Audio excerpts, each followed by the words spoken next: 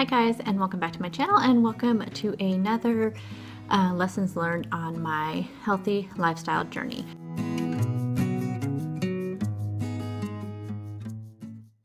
So if you guys have not watched any of these previous videos, I will have a playlist listed down below, and I will try to remember to put it up here on the video. So it's very casual today. I actually have a bunch of cleaning and organization stuff I need to get done today, so I just wanted to get a video done really quickly, but excuse the hair and the lack of makeup. So anywho, so I have done I think 5 or 6 of these. I'm not sure, but again, I will have them listed down below.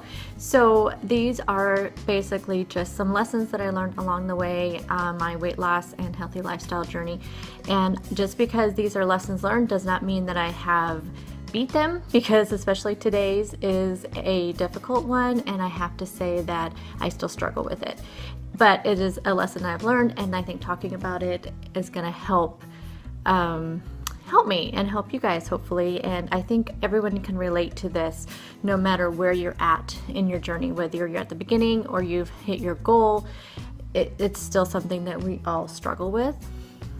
So as you can tell by the title, it's about being kind to yourself and about negative self-talk. And of course I have my notes right here. Negative self-talk is it can crush your goals.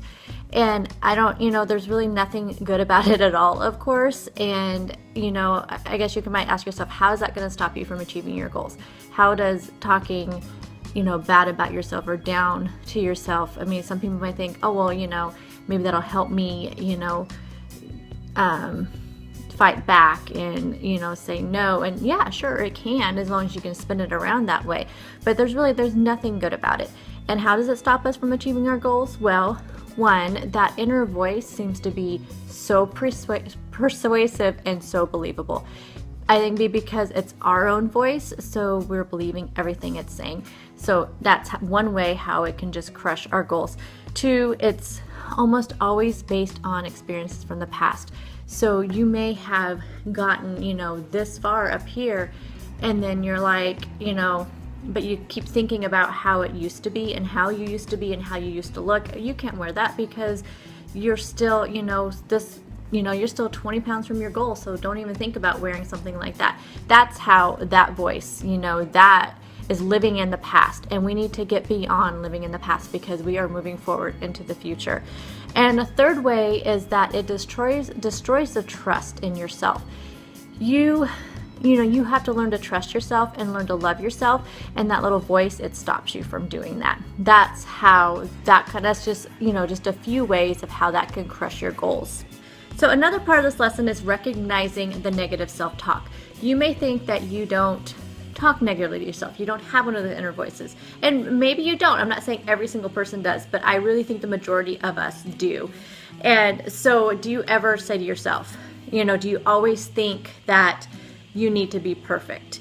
This is negative self-talk, because there is no perfect. There is no perfectionism. It's, nothing is perfect. So that is being negative if you feel like you have to be perfect. Do you focus on the negative when you gain weight, and then you lose focus of where you've been? So if you think, oh, I gained a pound this week, so you focus on that. And this is where I still need help. So if you constantly think, I'm just gaining, and you forget that you've already lost 25 pounds. Don't forget about those 25 pounds. By focusing on the gain is being negative and forgetting about what you've already done. You need to think about your progress, not about what is happening at that point. Do you always believe the worst is going to happen? Again, that's another negative thought. Don't always think of the worst. It could be, even when you're approaching that scale, you're automatically thinking, I know I'm going to have a gain. Don't think that way. You may have a gain, but then again, don't forget about where you have come, how far you have come. So the next question is, how do you stop this? How do you stop this negative self-talk? How do you start feeling better about yourself? I think this, again, is where this is a work in progress for me, and probably a work in progress for a lot of people. So one way you can do it is tracking your thoughts. When you maybe take a week or two, and just anytime one of those maybe a possible negative thought or just any thoughts pop into your head, just write them down. you can kind of analyze those thoughts and, think about, okay, is this negative? Is this not negative? Every time you notice yourself being, self-critical, or you think you are just putting yourself down, make a note of it. Just write it down, do this for a week or two, and then you can always start to be aware of, maybe, is there a trigger that this is, is there something that's triggering this? So maybe you can stop that from happening. You can just be aware of, maybe there's a pattern to these voices in any way. Like, is there certain things that make it happen? Or is it only one thing? Is it the perfectionism? Is it that you just have negative thoughts all the time? You're always looking at the worst, those kind of things.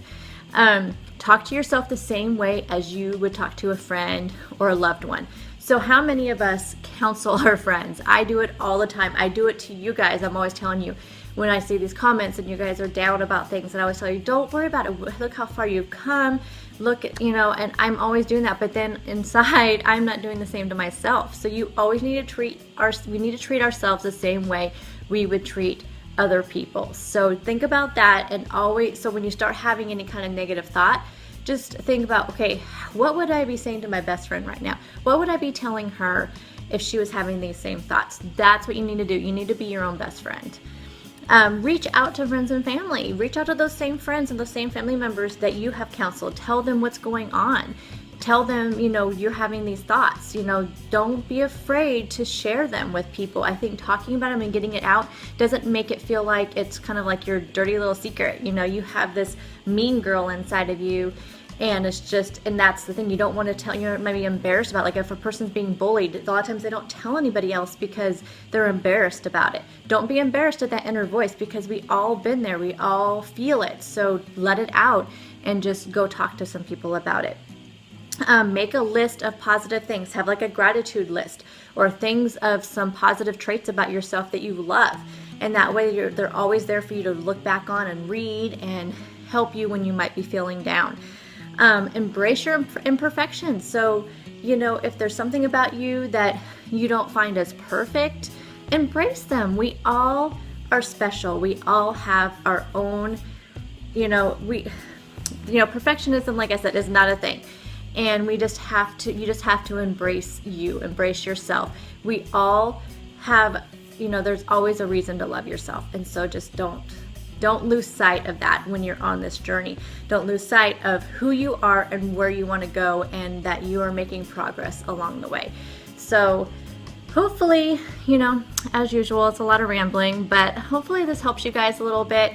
I think this is probably one of the first things that I noticed along this journey, was how mean I was to myself. But I was like the best at giving advice to other people, and I still feel like I'm still that way. And I do have a list of things that are kind of positive. It really helps for me to go through and just look at quotes once in a while, and I just write them down in my journal, and just, something I can refer to and look at if I'm starting to kind of feel a little bit down.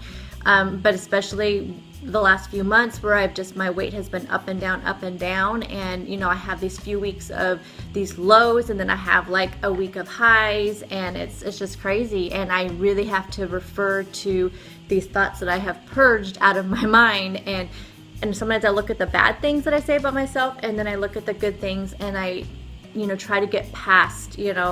For me, my triggers definitely is the scale, the trigger. Definitely a trigger is when I like go to, get some new clothes or something, and something doesn't fit, and I feel like, it's just like, I don't have as, it's like anymore, it's almost like I don't have that as much, but it still happens. And so it's just like, it can be kind of frustrating when you are a certain size, but you forget that you started out at like this 4X, and yet you're down to a size large. And it's like, okay, so just because this particular size large doesn't fit you doesn't mean you should feel bad about having to buy an extra large. It's just different cuts of clothes fit differently. So, but for me, it triggers something. It's like, if this large doesn't fit, but I'm shopping in a store I've never been in before, or I'm getting a brand I've never gotten before, I forget that the sizes can change, but it can completely trigger this thing to where I just start talking about myself. So I have to think about, okay, I was a 4X at one time. So even if I'm buying an extra large, that's okay. It's not a failure. It's not a setback. It's just something different. It's just a different cut of clothing. So I don't know. There's some examples. Please let me know down below if this is something that you struggle with. What are some thoughts that you tell yourself to try to get you out of it? What kind of things trigger you, and how do you handle it? So thank you for watching another Lessons Learned, and I look forward to doing more of these for you. And let me know down below what kind of lessons that you have learned along your weight loss journey. I will talk to y'all later. Bye guys.